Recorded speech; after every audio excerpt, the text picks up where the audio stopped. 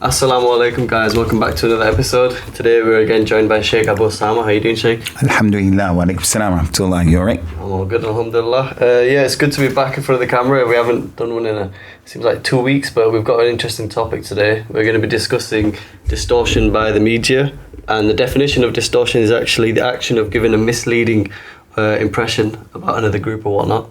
So Sheikh, how do you feel about this topic? Bismillah, alhamdulillahi, wa salatu wa salam ala rasulillahi amma ba'du. Yeah, distorting the reality of people and things has always been one of the goals and the objectives and one of the effective tools of Iblis, a shaitan al-rajim. To make people think that something is diametrically opposed to its reality. And that's why right now, the time that we're living in right now, the Prophet described sallallahu alaihi wasallam as being sinawat khadda'at, the years of deceit. What is the sunnah? People look at it as being innovation. Innovation is being looked at as sunnah. A tawheed is looked at as being shirk. And then you have the Muslims who are practicing shirk, meaning thinking that's tawheed. The love of Allah, the love of Prophet Muhammad sallallahu alaihi wasallam. A person is disobeying Allah and his messenger sallallahu alaihi wasallam, but they think that it is worship and a form and expression of love. And before we move on, one of the big problems that we're having right now is during these years of deceit, the Dajjal is going to come. The Masih ad-Dajjal, the Antichrist, ad-Dajjal. He's going to appear before the people saying that he's Allah. He's going to claim that he is Allah. And everybody who's watching us on this broadcast right now, you and I, our children, our wives, family, Muslims are going to believe he is Allah. Many people. And that's why the Prophet said, sallallahu alaihi wasallam, when he appears, go the other way. Don't be inquisitive. Don't go and think you are intelligent enough, religious enough to go and check this cat out and to investigate. No, get in the wind. Get in the wind, because he is going to be equipped with some trickery that's on another level. I've seen some of these magicians, right? Because magicians like Dynamo, David Blaine, all of those things that they do, none of that is real. None of it is real. Although it may mesmerize you, none of it is real. It's trick of hand, it's, sleight of hand, they're doing things. So I saw one of those guys walking across the Thames River. It really looked like he was walking. Something is going on. And people believe that stuff. And you know how right today, when people go on social media and they make themselves look stronger, more beautiful, they take the blemishes out of the... If we've seen some of these famous, beautiful actresses from Bollywood, from Hollywood, those people are ugly. If you were to see them in real life, they have to use a lot of makeup, where our wives are naturally beautiful. So she shouldn't allow herself to seem, like she's lesser than her reality, because she's looking at some of those famous Bollywood actresses as being the epitome of beauty. So a Dajjal, he is the one who's going to be coming carrying the flag of deceit, making things appear in a way that they are not. So the Muslim is a person who has to have filters. He has to have a religion. If he doesn't have a religion and he doesn't know how to look at things and evaluate things and listen to things, it's a problem. Yeah. It's a problem. Everything someone says to me about someone else, that's revelation? I just believe it? No, I have a religion. Allah said in the Quran, إِن جَاءَكُمْ فَاسِقٌ بِنَبَإٍ فَتَبَيَّنُوا. If an evil person comes to you with some news, then ascertain as to its validity, its reality, unless you unknowingly may harm a people. So the media, especially, Muslims are people, we don't say everything the media says is a lie, and we don't say everything that they say is the truth. We weigh and we evaluate and we investigate.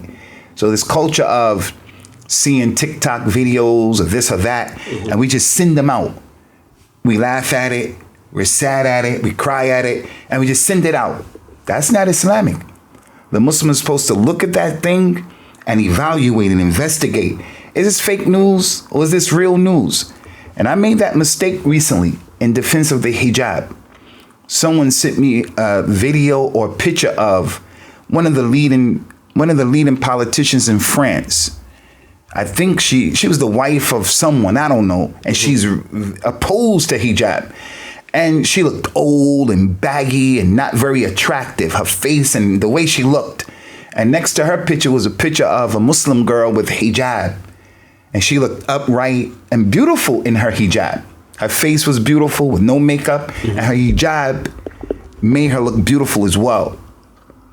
And someone wrote under the caption, they wrote under the caption, look, I see why this lady doesn't like the hijab, because she's not happy with the ugliness that she has. Yeah. And I sent that out. And someone contacted me and said, it's not befitting for you giving dawah and you send something out like this and it's been touched up. What do they call it again when they touch? Photoshop? Yeah, Photoshop. Yeah. And I said, you're right, thanks. And I took it down because my emotions were involved. This lady's against hijab. No. So we all fall into that. So as Muslims, we have to know there's a minhaj. There is a way we're supposed to be. When news comes to us, we have to see, is it true if it's not true? Yeah. Can I believe it? Can I not believe it? Then after that, we have to decide. Sending it out, is it beneficial or is it harmful? Or I don't know, it's beneficial, not harmful. We determine things like that. So beware of the media, because the media is one of the biggest traps and weapons of a shaitan to send people astray today. Okay, so I thought it was actually really relevant to speak about this topic is because it is all over the media, and it has been that case for Muslims. Have been a common subject in the media for a long time, I think. And I thought, I've got my book with me because I got some statistics, but I thought it'd be worth mentioning that a study done by the Muslim Council of Britain, they did a study in 2018 where they analysed 10,000 reports of media or television broadcasts, and they actually found that around 59% of the articles analysed, they associated Muslims with negative behaviour. So I mean, I thought it'd be best mentioning this stuff because we don't want to make claims that they're doing it when they aren't, because we've got numbers here. 59% is quite severe. And then in television, Sky News had the highest proportion of misleading average, with 14% of its clips rated very biased by that study. So, it's a problem. I don't want to cut you off. I can continue, but it's a problem. It is. Look how in this last problem, I don't even want to call it the last problem because it's perpetual, but the media makes us think it's stopped. You remember this time when the Israelis, the Zionists were killing the Palestinians a few months ago? They're still doing it now, but it's as if it's not happening because the media is not showing it. But every time they were reported with a slant against the Palestinians. And there was one Palestinian woman that I saw talking about it, and she was strong because a woman in the audience started talking about how her Israeli son from America was in Israel and the Palestinians were shooting rockets that were indiscriminately falling on, houses of the Israelis, and her son had to escape to the basement with his puppy dog. Okay. And that Muslim sister came out and blasted that stuff. Not aggressively, but intellectually, because she knew the facts on the ground. Remember that guy from New Zealand who went and shot those people? Yeah, in the mosque, yeah. I mean, I remember when I saw that in real life. I woke up, my wife was crying. It was Friday. My wife was crying. So what's the matter? She said, look at this. And then they had the image, the footage of him going around shooting people in the mosque. Came out of the mosque, he was shooting people in the street. Mm-hmm. I remember that. I wound up not giving the khutbah that day because I said, if I give the khutbah today, I'm going to go off. I'm going to be too emotional. So I called the people. I said, I don't want to give the khutbah. It's not good for me to give the khutbah. I'm going to get in trouble. I'm going to be too emotional. Mm-hmm. But anyway, when they showed the guy who did it, this racist devil, when they showed him, they put his face in the Sun magazine. What's that magazine? The newspaper here called? Sun. The Sun. And they had angelic boy grows up to commit a crime. It's ridiculous, isn't it? And they had a picture of him with his curly hair when he was young and his blue eyes, and he looked so innocent because he killed Muslims. And then there was a Muslim in Florida who, like what happened recently, I think the guy's name is Travis Scott. Yeah. where they stampeded people and they died. Some Muslims were there. Yeah. I'm not judging anyone, but the Muslim needs to be careful about getting caught in places like that, and that's how you die. Prophet Muhammad said, you'll be raised up Yawm al-Qiyamah and judged by the last thing you do. So if you went to a concert and you got stampeded to death, you'll be raised up like that. But anyway, there was a Asian guy, Pakistani guy in America. He was a homosexual. I'm not judging him. He was homosexual and he was hanging out in parties. He got upset, whatever. He went to a disco, some club in Florida and shot people up. He had nothing to do with Islam. Nothing. But they said Islamic terrorism. Islamic terrorism. So go ahead, my brother. Sorry about that. I'm glad you mentioned that because there's a massive difference in headlines, keywords that they use. They avoid certain things for the person. Hold on, Akhi, because I have to make this point. Yeah. I'm Muslim first and foremost. Yeah. The Prophet said, Al-Islam is up. Nothing goes over Islam. So I'm a Muslim first and foremost. Yeah. But I'm African American as well. And I'm proud to be African American. They also depict African Americans in the same way, but not as bad as the Muslims. But in these European societies and in America, they say the one who pays the piper plays the tune. So if I have a man who's playing the piano or the music, I'm paying him. He's going to play the tune that I want. So white people, Jewish people, people in power, they're the ones who determine and dictate who's the bad guy, who's the fall guy. So a lot of times that's what they do with us. LeBron James? Yeah. He's one of the richest athletes in America. And he has power politically because he's from the hip hop culture.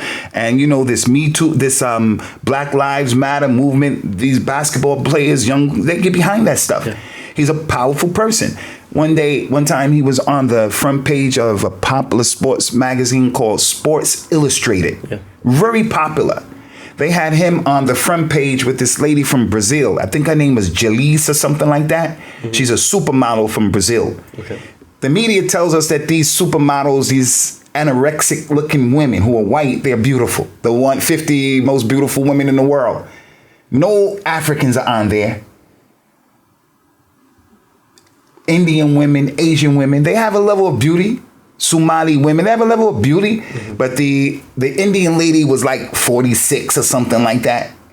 So the lady, Giselle, I think was her name, she was on the front cover with LeBron James. They had LeBron James, who's about 6'8", very strong, muscular. They had him looking like a monkey, like a gorilla. Did they? Yeah, he was looking menacing like a gorilla.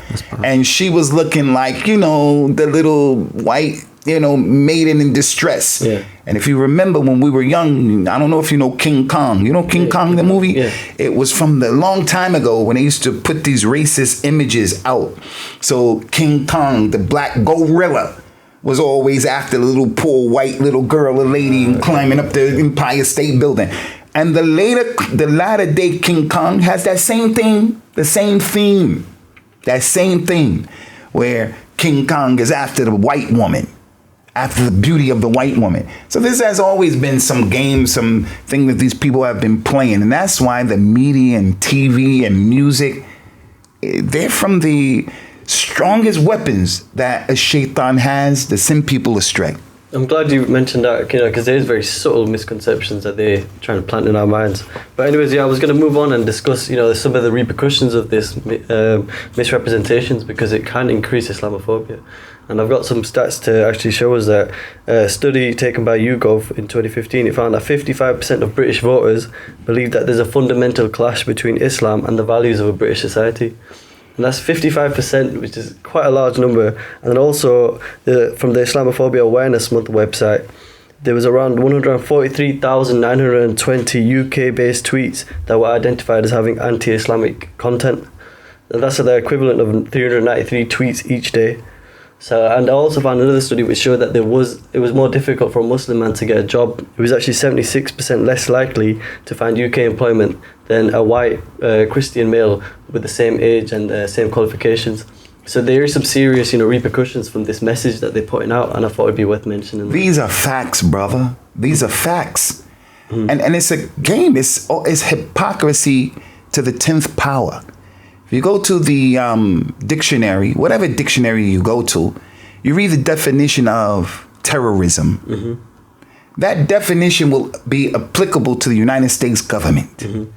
That definition will be applicable to Zionism. Yeah. That definition will be applicable to the foreign policy of the UK and these other countries of Europe.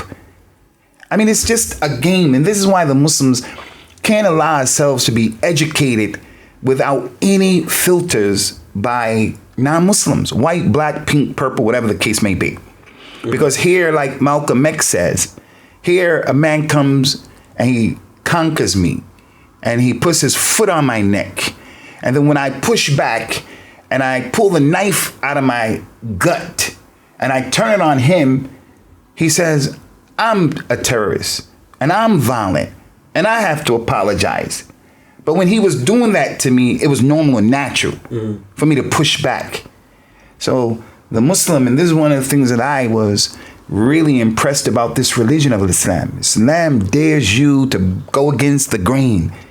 It dares you to think for yourself. Mm-hmm. Don't let someone superimpose upon you his statistics. You know, now statistics, like they say about statistics, you got to take them with a grain of salt because it depends on who is making those statistics. Okay. So if it's the Democrats, if it's the Republicans, if it's the Labor Party. So that's why statistics, a lot of times, people don't really put a lot of emphasis on it when it comes to think tanks and things like that. But some statistics are serious. Mm-hmm. Like RAND, R-A-N-D, RAND. Some people who do statistics, you pay attention to them because they have a history of seriousness. Yeah. And so when Donald Trump was saying that the United States, the election was rigged, the company that counted the votes, they sued him because they stand behind their professionalism. And what he said was defamation. You're causing a problem to our brand and our product. And he's in trouble right now. They sued him for a lot of money. But again, the media, they're not letting us know about what's going on with all of this stuff. I never heard of that. Yeah, they're not letting us go. So these statistics, I'm not saying what I just said to throw these statistics out of the window. But even in this case, we got to know who did the statistics, like MCB, Muslim Council of Britain. They have a vested interest. When they give us statistics, they know the enemy of Islam. They're going to go and check that stuff. And they can prove, you guys are liars. You guys exaggerated. So I would tend to believe what they're saying. But the point is, it's really a lot of hypocrisy, brother, with what's going on in terms of the terrorism that has taken place in the world today. The Muslims are the minority who have been the people who did terrorist crimes. Yeah.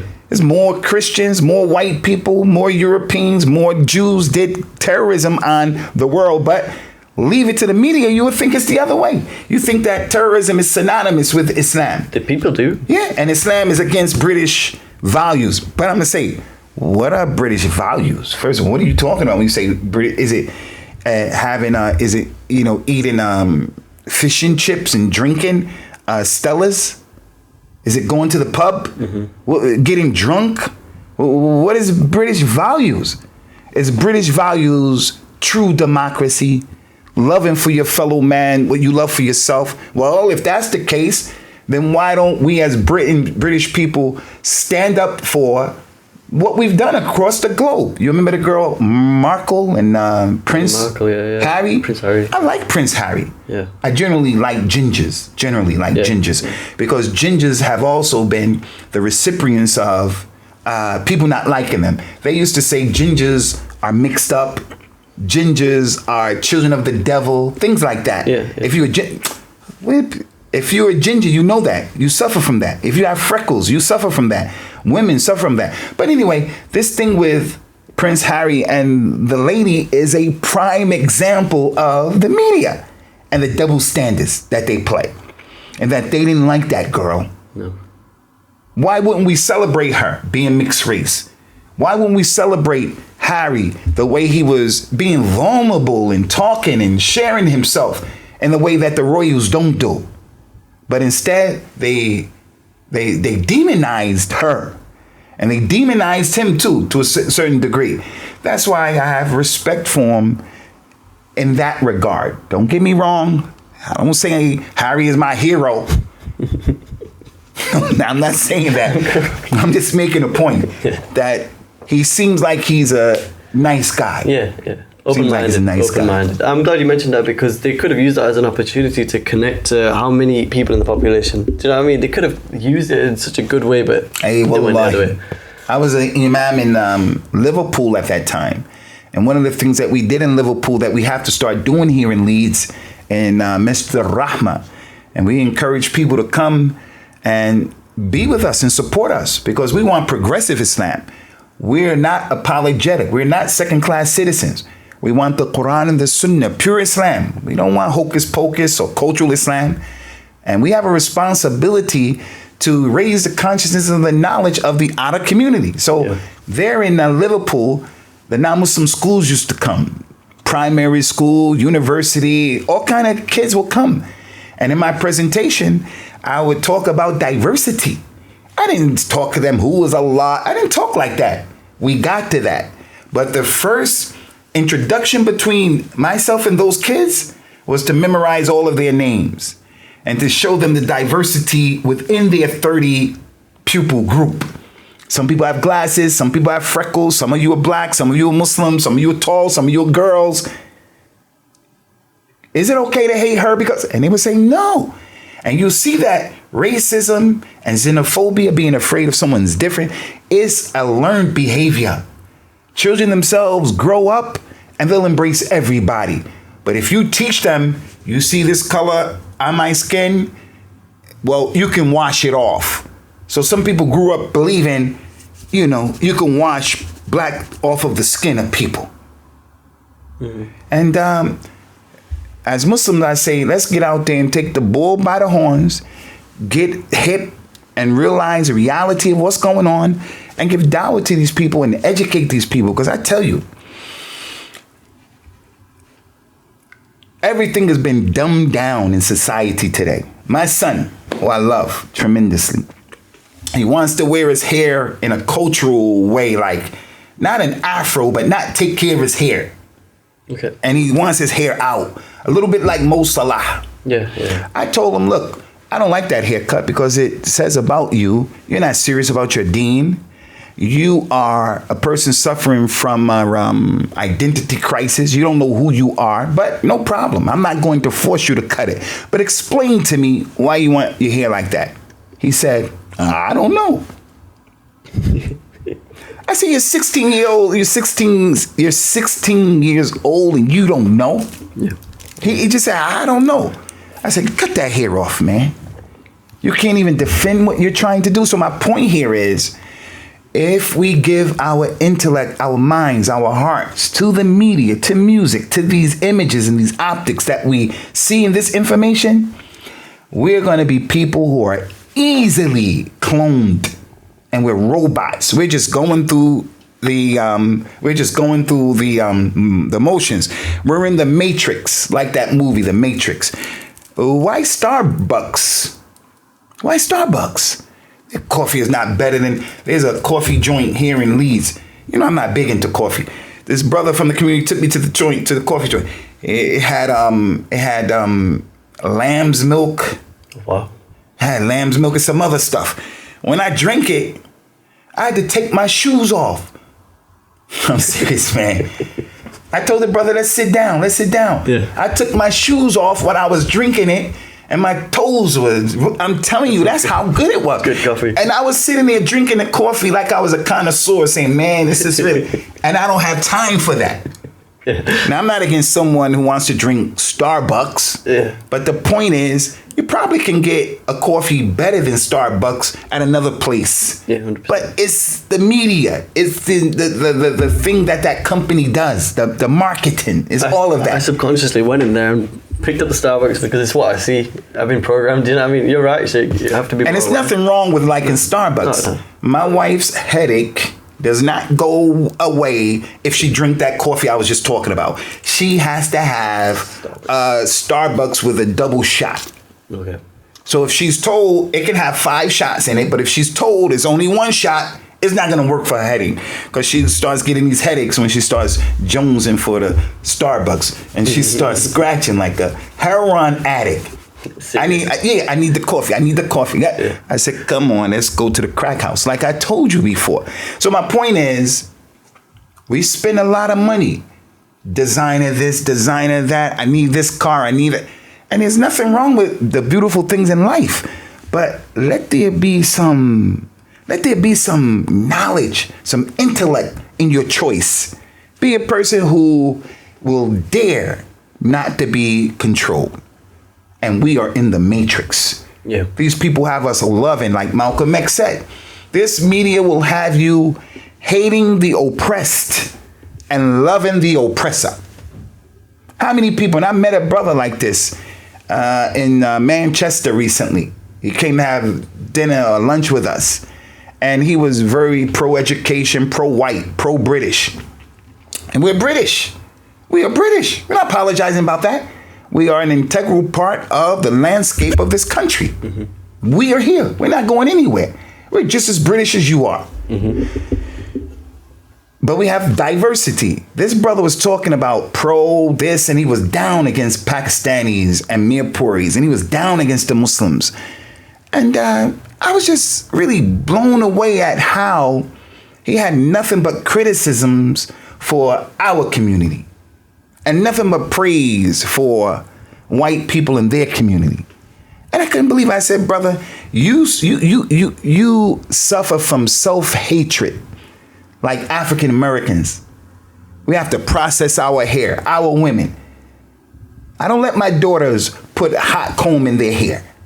No, you have hair the way that Allah has created you. Braid your hair, make your hair, love yourself. Mm. You don't have to get your breasts fixed like this. You don't have to get big lips. And that's another crazy thing that the media says that African people, our pigmentation, the melanated nation that we are, we're not beautiful. You're brown. You're not handsome. You're white. Our women are not beautiful. But then these people go, and what do? They sit under those cancer-causing machines to get dark. They make their lips big. It's ridiculous, isn't it? Yeah, they put all of this stuff in their backside to make themselves appear, Kim Kardashian and people like that. Things that naturally African women have. I know. But we hate ourselves. And we want to straighten our hair and burn our hair and all of this, these chemicals in our hair to make ourselves beautiful. Because white people, no. Allah Ta'ala said in the Quran, إن في اختلاف إن في the ayat in Surah Al-Rum ومن آياته خلق السماوات والأرض واختلاف ألسنتكم وألوانكم. From the ayat of Allah is the creation of the heavens and the earth. And from his ayat are the differences in your languages and in your colors. Look at your color. Allah created that. Mm-hmm. Look at his color. Look at his color. The fish in the ocean, the beauty and the diversity. You know, if I had to eat curry every single day, I go out of my mind. I can't eat the same thing every day. So they say diversity is the spice of life. We celebrate diversity in our religion. I don't like you because you don't look like me. Your religion is not mine. That's not intelligent. Yeah. No, not at all. All right, Sheikh, so can we discuss some of these inaccurate portrayals or these misrepresentations in the media, because there is a common theme of Muslims being violent people, closed-minded people, or oppressive towards women. Can we address some of these and speak in relation to the Quran, what we actually believe? Well, Allah Ta'ala has commanded us as Muslims to be fair and just. Mm-hmm. We read Surah Al-Fatiha in all our prayers. And we ask Allah in Surah Al-Fatiha, Ihdina Sirat al-Mustaqim. What is the Sirat al-Mustaqim? The Sirat al-Mustaqim is the middle course. Not too far to the right, not too far to the left. Don't make us of the people who eat all day and overeat, and don't make us of the people who don't eat at all. People who sleep all day, don't make us of the people who don't sleep at all. Don't make us of the people who work all day, and don't make us of the people who don't work at all. The Sirat al-Mustaqim, in the middle. And be just and fair in your assessments. So in saying this, I'm going to say, you are damn skippy. You're right. There are Muslims who are violent and criminals and no good, and they're harmful, and they're a waste of space, and they're problematic. There are some, but we don't own that. It's not just us who are like that. Everybody, they have those people, extremists and violent people. So we have that, but our religion doesn't endorse that. Mm-hmm. Our religion doesn't condone that. So I'm going to say, we don't have a monopoly on that, but our religion doesn't condone it. So I always tell people, look at what the Quran and the Sunnah says for what Islam is saying. Don't look at the Muslims. So as it relates to this thing that Islam and Muslims are synonymous with violence and terrorism, that's one of the biggest lies ever told to mankind. One of the biggest lies. Because here you are a Muslim, I'm a Muslim, and people who are listening are Muslims, and none of us want any harm to come to other people. None of us are existing hating people like that. Someone may say, well, this speech that you guys are talking about is hate speech right now. No, we're just calling it as it is. We're intellectuals. We're intellectually going over this issue. And this is what I say. If you don't agree with me, you bring your facts and let's discuss that. So in our religion does not allow us to do this madness of hurting people because they're not Muslims. And we have too many examples from the Quran and from the real life of the Prophet sallallahu alaihi wasallam. One example, the Muslims in Mecca for 13 years, they were weak and oppressed. The non-Muslims were taking their money. The non-Muslims were killing them. The non-Muslims were persecuting them. But their numbers kept growing. Their numbers kept growing. Their numbers kept growing. And then by the 11th or 12th year before the Hijrah, they were still in Mecca. Some of the non-Muslims wanted to perform Hajj. And they're non-Muslims because they used to perform Hajj at the Kaaba and stuff. So the Muslims saw they didn't bring their weapons of war. So the Muslims, the companions said, Ya Rasulullah, let's go get them. They don't have their weapons. Let's do away with them once and for all right now. Prophet Muhammad said, I wasn't sent with that religion. That's not my religion. If we were to do that to the people of the Kaaba, do you think the Arabs, once hearing that news, they're going to accept Islam? So do you think if we blew people up in a plane and we killed people and we did these terrorist acts like that man who was with the Red Cross, he went to Iraq or Syria to help the Muslims. Jihadi John took him and cut his head off. And he was there helping the Muslims. Some people said he was a Muslim even. They cut his head off. When the world sees that, the world said, these guys are barbaric. These people are crazy. Muhammad's religion, Muhammad sallallahu alaihi wasallam, was a madman. And that's what they said about him. They said Islam spread by the sword. And we have so many examples where Rasulullah caught his enemy and he had the right to kill the enemy for the crimes that he was guilty of. But Prophet Muhammad let the man go. It didn't happen once, twice, 3, 4, 5, many times. So Islam didn't spread by the sword and that people were being forced to accept Islam. So before we say another thing, I have to say to our Muslim brothers and sisters, the way we act and the way we behave, it is dawah to Allah. It's dawah. It's dawah to our children. It's dawah to our neighbors.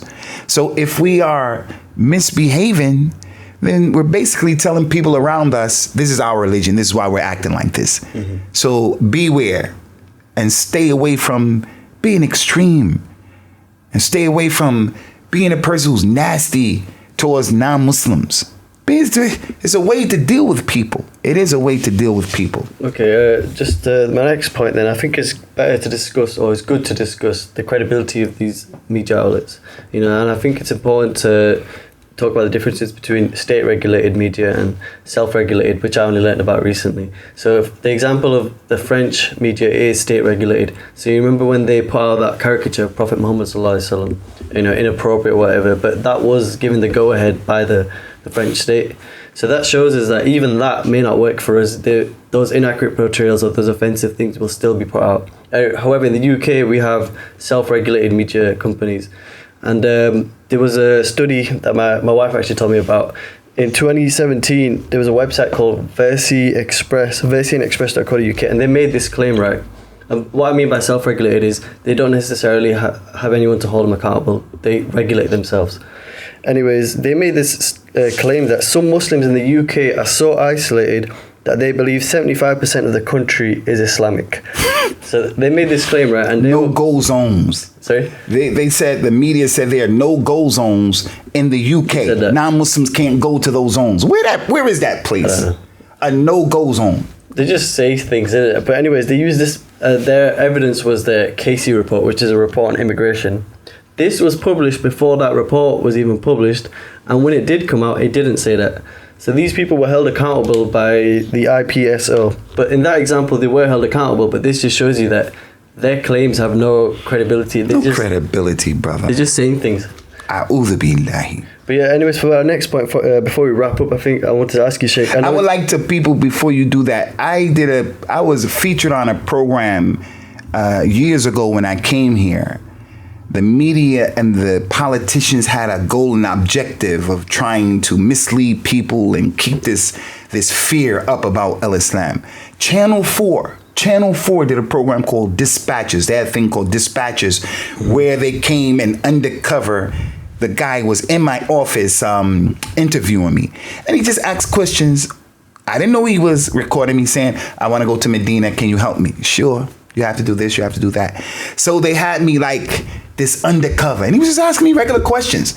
But then when they took the program, I was featured in the first half of the program. I'm African American. I'm from America, so I'm the other. I'm already the boogeyman. I'm the boogeyman. And then they took all of my words out of context. I've heard about that. It sounded they took all of my words out of context. Mm-hmm. It is a fact I said one thing that was not acceptable. I was making a joke about the dentist, and that was irresponsible, and I hold my hand up, astaghfirullah wa tubu ilayh, what I said about that. And I learned from that, that we can't just say anything anymore. But anyway, they had me saying what I was not saying, to attack non-Muslims about jihad and this and that. And I'll give you one example very quickly. I had said Usamah bin Laden is 1,000 times better than Tony Blair and George Bush. And I went on to explain that, but it wasn't on the thing. They just had me like I'm praising bin Laden. They took your statement. Yes, and I don't praise bin Laden. I'm the most vocal person against the dawah of Usamah bin Laden, who's a Muslim, but he was astray. May Allah forgive us and forgive him.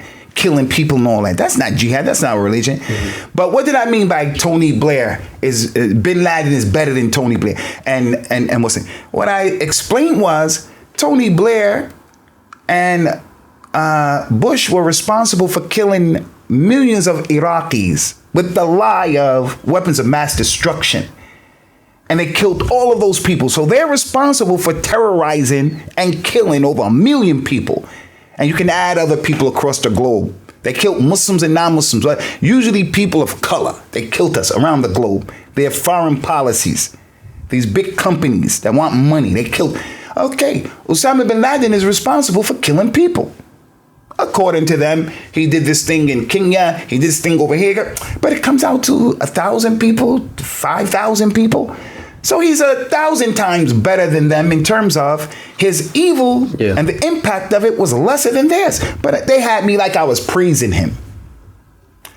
So I tasted this stuff about the media, brother. I tasted it. Yeah. We used to go into the universities and give dawah. And because we're unapologetic in what we say, they made it appear as if we want to, I'm a Muslim. I don't support LBGT, homosexual. I don't support that. But I'm not going to hurt anybody. I'm not going to break the law. But the way they have you portrayed is like you're some madman. This is the media, brother. I mean, it's very personal to you as well, so you know it firsthand. They just take things without out of context, brother. Context. But anyways, before I ask you the last question, Sheikh, I thought it'd be best to give my own research. I was actually studying something called Orientalism. Have you heard of that term? Orientalism? Yeah. It's based on the way the Western countries view Eastern countries. And then I was looking at the author called Edward Said, who was a literature professor in America, I believe. Anyways, he wrote a book in 1981 called Covering Islam. which looked at the way that the media distorts the image of Islam. And then he actually wrote that book in hopes that it would shed light on the issue and people would learn from it and there'd be less of it. But anyways, in 1997, he had to update that book because nothing had changed. And in 1998, he did an interview in which he kind of gave a possible explanation as to why this is the case. He said that he kind of linked it to the US and Iran conflict, which I'm glad you mentioned, is because the US were trying to paint them people, the people in the East, as backwards or stuck in their ways so they can justify going there and helping them, try to help them modernize and whatnot. And then they also use it as an explanation for, they tried to paint them as a foreign devil to justify their huge military budget and, because they have a threat. It's a game, brother. I hope that you put the name of that book on the screen so some people will go back and read it, because we're living in a time where people are not reading anymore. Yeah. Why is Instagram so popular? Because the clips are very short. Yeah. People, Muslims, we just want a little, don't give me a 30, 45-minute lecture. I don't want to listen to all that. I don't want to sit down and read a 200-page book. Just give me, microwave that thing. Let me nuke it. Let it come out. I want to eat it. But I would suggest that you put that man's book out there so people could see it and go back and get aware of this stuff, because we have to start getting hip. We need to start becoming aware. This life is just not about the latest makeup that you're wearing, the latest trainers that you're wearing. This is not about that. No. Muslims are higher than that. Prophet Muhammad said, "Inna Allah yuhibbu ma'ari al-umur wa yakrahu safsafaha." Allah loves that you engage yourself in the exalted issues, the big things. And he hates that you preoccupy yourself with insignificant, trivial things. Mm-hmm. PlayStation, that's all I want to do. 3 hours, 5 hours on PlayStation. Now you can play PlayStation, but 5 hours, man? Read a book, son. In America, they say, if you want to save your money, hide your money. Mm-hmm. If you want to hide your money in America from robbers who are going to rob you, then just hide it in the book. Hide in the book, yeah. Hide in the book, because the robber's not going to come and mess with the book at all. That makes sense. Especially if they come from certain, it's stereotypical, but it's true. Yeah. We don't read. So I hope you put that up and it goes across the screen. When, I mean, that was the main intention of me using all these statistics. That I want people to start speaking about it, young Muslims or even any Muslims, or even non-Muslims. I want people to be more aware of this topic. I'm trying to learn more as well. But yeah, before we wrap up, in order to wrap up, in your opinion, Sheikh, what would you say the reason is to why this is the case? We've already touched on a few reasons. I mean, I think there are a lot of reasons, but just the generic nitty-gritty reason that encompasses everything is there will always be a perpetual war until Yawm al-Qiyamah between the haqq and the batil. Between the haqq and the batil. They will always be in an MMA match. The haqq will prevail, but more people follow the batil, falsehood. And to traffic in falsehood is to lead humanity. If you traffic and you push falsehood, that's what people, and this is why if you are a person, a con artist, and people who have the gift of gab, if you always tell people, you're so beautiful, you're so smart, people love that. Just give people what they want to hear. And this is why this guy, Rupert Murdoch. Okay, who was that? He's one of the most powerful people in the world. British guy, Jewish British guy, who's responsible for many of Sky News and all this stuff. He owns these media conglomerates. He's a real big person. He controls, not just him. People think that Obama was running America. Obama was just put there. Trump is just put there. These are not the people who run America. They're the ones who are the image, but the people behind them run America. These dudes who control the media, like this guy. And may Allah help us, brother. May Allah help us. So you brothers, you young brothers and sisters, we got to start getting serious. There's a time to play. There's a time to play. Mm-hmm. But these people are playing hardball. They playing hardball, and we're playing softball. We're just messing around. I understand. It's definitely worth looking into and researching more about this topic. But yeah, I think we covered a good amount there. Thank you, Sheikh. My man. Appreciate it. Okay, assalamu alaikum, guys. Wa alaikum salam.